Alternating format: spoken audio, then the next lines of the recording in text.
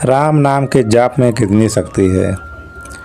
एक महात्मा जी रात्रि के समय में श्री राम नाम का जाप करते हुए अपनी मस्ती में चले जा रहे थे। जाप करते हुए वे एक घने जंगल से गुजर रहे थे। विरक्त होने के कारण वे महात्मा बार बार दिशा भूल जाते थे। वे किसी एक स्थान में अधिक समय तक नहीं रहते थे। वे ईश्वर नाम प्रेमी थे, इसलिए दिन रात उनके मुख से राम नाम जप चलता रहता था। स्वयं राम नाम का जाप करते तथा औरों को भी उसी मार्ग पर चलाते थे। महात्मा जी घने जंगल में मार्ग भूल गए थे, पर अपनी मस्ती में चले जा रहे थे कि जहाँ राम ले चले वहाँ तक चलेंगे। दूर अंधेरे के बीच में बहुत सी दीपमालाएं प्रकाशित थीं। महात्मा जी उसी दिशा की ओर चलने लगे। निकट पहुँचते ही देखा कि वट वृक्ष के पास अनेक प्रकार के वाद्य यंत्र बज रहे थे।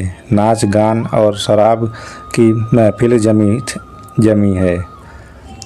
कई स्त्री पुरुष साथ में नाचते कूदते हंसते तथा औरों को हंसाते रहते थे। उन्हें महसूस हुआ कि वे मनुष्य नहीं प्रेतात्मा हैं। महात्मा जी को देखकर एक प्रेत ने उनका हाथ पकड़कर कहा, ओ मनुष्य, हमारे राजा तुझे बुलाते हैं, चल। वे मस्त भाव से राजा के पास गए जो सिंहासन पर बैठा था। वहाँ राजा के इर्द गिर्द कुछ प्रेत खड़े थे। प्रेतराज ने कहा, तुम इस ओर क्यों आए? हमारी मंडली आज मदमस्त हुई है। इस बात का तुमने विचार नहीं किया? तुम्हें मौत का डर नहीं है? अट्टहास करते हुए महाराज जी बोले, मौत का डर और मुझे? राजन, जिसे जीने का मोह हो उसे मौत का डर होता है। हम साधु लोग तो मौत को आनंद का विषय मानते हैं। यह तो देह परिवर्तन है जो प्रारब्ध कर्म के बिना किसी से हो नहीं सकता। प्रेतराज, तुम जानते हो हम कौन हैं? महात्मा जी बोले, मैं अनुमान करता हूँ कि आप प्रेतात्मा हो।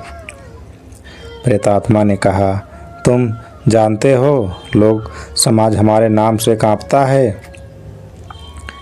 महात्मा जी बोले, प्रेतराज, मुझे मनुष्य में गिरने की गलती मत करना।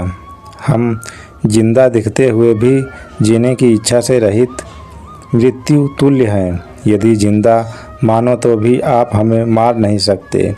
जीवन मरण कर्माधीन है। मैं एक प्रश्न पूछ सकता हूँ? महात्मा जी का निर्भयता देखकर प्रेतों के राजा को आश्चर्य हुआ कि प्रेत का नाम सुनते ही मर जाने वाले मनुष्यों में एक इतनी निर्भयता से बात कर रहा है। सचमुच ऐसे मनुष्य से बात करने में कोई हर्ज नहीं। प्रेत बोला, मुझे क्या प्रश्न है? महात्मा जी बोले, प्रेतराज, आज यहाँ बहुत खुशी क्यों मनाया जा रहा है?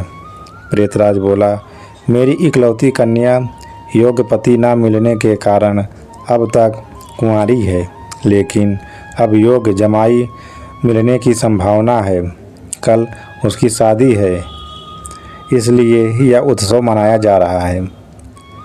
महात्मा जी हंसते हुए बोले, तुम्हारा जमाई कहाँ है? मैं उसे देखना चाहता हूँ।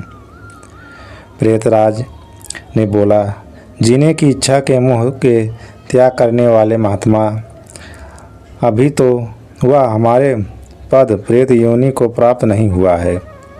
वह इस जंगल के किनारे एक गांव के श्रीमंत धनवान का पुत्र है। बहादुरचारी होने के कारण वह इस समय भयानक रोग से पीड़ित है। कल संध्या के समय उसकी मौत हो जाएगी, फिर उसकी शादी मेरी कन्या से होगी। इसलिए रात भर गीत नृत्य और मदपान करके हम खुशी मनाएंगे। महात्मा जी वहाँ से विदा होकर श्री राम नाम का अजप जाप करते हुए जंगल के किनारे के गांव में पहुँचते हैं। उस समय सुबह हो चुकी थी। एक ग्रामीण से महात्मा ने पूछा, इस गांव में कोई श्रीमान का बेटा बीमार है? ग्रामीण, हाँ महाराज, नौलसा सेठ का बेटा सकलंद चंद 1 वर्ष से रोगग्रस्त है। बहुत उपचार किए पर उसका रोग ठीक नहीं होता। महात्मा जी नौलठा सेठ के घर पहुँचे। सकलंद चंद की हालत गंभीर थी, अंतिम घड़ियाँ थीं। फिर भी महात्मा जी को देखकर माता पिता को आशा की किरण दिखी। उन्होंने महात्मा का स्वागत किया। सेठ पुत्र के पलंग के निकट आकर महात्मा जी राम नाम की माला जपने लगे। दोपहर होते होते लोगों का आना जाना बढ़ने लगा। महात्मा, क्यों सकलंद, अब तो ठीक हो? सकलंद ने आँखों खोलते ही अपने सामने एक प्रतापी संत को देखा जो रो पड़ा। बोला, बाबा जी, आप मेरा अंत सुधारने के लिए पधारे हो। मैंने बहुत पाप किए हैं। भगवान के दरबार में मैं क्या मुंह दिखाऊंगा? फिर भी आप जैसा संत के दर्शन हुए हैं, यह मेरे लिए शुभ संकेत है। इतना बोलते ही उसकी सांसें फूलने लगी। वह खांसने लगा। बेटा, निराश ना हो। भगवान राम पतित पावन हैं। तेरी यह अंतिम घड़ी है। अब काल से डरने का कोई कारण नहीं। खूब शांति से चित्तवृत्ति के तमाम वेग को रोककर श्री राम नाम के जप में मन को लगा दे। जाप में लग जा। शास्त्र कहते हैं, चरितम रघुनाथस्य शतकोटिम प्रतिस्तम एकैष्टम अक्षरम पुण्य महापातक नाशनम। अर्थात 100 करोड़ शब्दों में भगवान राम के गुण गाए गए हैं। उसका एक एक अक्षर ब्रह्म हत्या आदि महापापों का नाश करने में समर्थ है। दिन ढलते ही संकल चंद की बीमारी बढ़ने लगी। वैद्य हकीम बुलाए गए। हीरा भस्म आदि कीमती औषधियाँ दी गईं, किंतु अंतिम समय आ गया। यह जानकर महात्मा जी ने थोड़ा नीचे झुककर उसके कान में राम नाम लेने की याद दिलाई। राम बोलते ही उसके प्राण पखेरु उड़ गए। लोगों ने रोना शुरू कर दिया। शमशान यात्रा की तैयारियां होने लगी।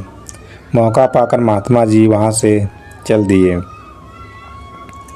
नदी तट पर आकर स्नान करके नाम स्मरण करते हुए वहां से रवाना हुए। शाम ढल चुकी थी।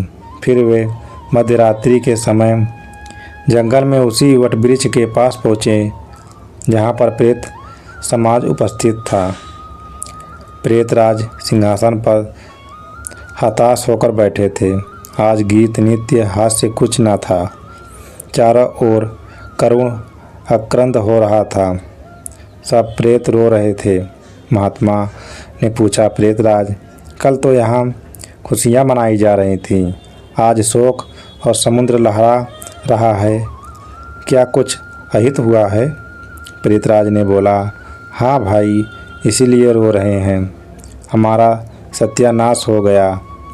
मेरी बेटी की आज शादी होने वाली थी, अब वह कुंवारी रह जाएगी। महात्मा बोले, प्रेतराज, तुम्हारा जमाई तो आज मर गया है, फिर तुम्हारी बेटी कुंवारी क्यों रही? प्रेतराज ने चिढ़कर कहा, तेरे पाप से। मैं ही मूर्ख हूँ कि मैंने कल तुझे सब बता दिया, तूने हमारा सत्यानाश कर दिया। महात्मा ने नम्र भाव से कहा, मैंने आपका अहित किया या मुझे समझ में नहीं आता। क्षमा करना, मुझे मेरी भूल बताओगे? तो मैं दोबारा नहीं करूँगा। प्रेतराज ने जलते हृदय से कहा, यहाँ से जाकर तूने मरने वाले को नाम स्मरण का मार्ग बताया और अंत समय भी राम नाम कहलवाया। इससे उसका उद्धार हो गया और मेरी बेटी कुंवारी रह गई। महात्मा जी, क्या केवल एक बार नाम जप लेने से वह प्रेत योनि से छूट गया? आप सच कहते हो? प्रेतराज ने कहा, हाँ भाई, जो मनुष्य राम नाम जप करता है वह राम नाम जप के प्रताप से कभी हमारी योनि को प्राप्त नहीं होता। भगवान का नाम जप में नरोत्तम श्रृंगी शक्ति है। प्रेत के द्वारा राम नाम का यह प्रताप सुनकर महात्मा जी प्रेम बबूर बहने लगे, भाव सामाजिक में लीन हो गए। उनकी आंखें खुली तक वहाँ प्रेत समाज नहीं था। बाल सूर्य की सुनहरी किरणें वटवृक्ष को शोभायमान कर रही थी।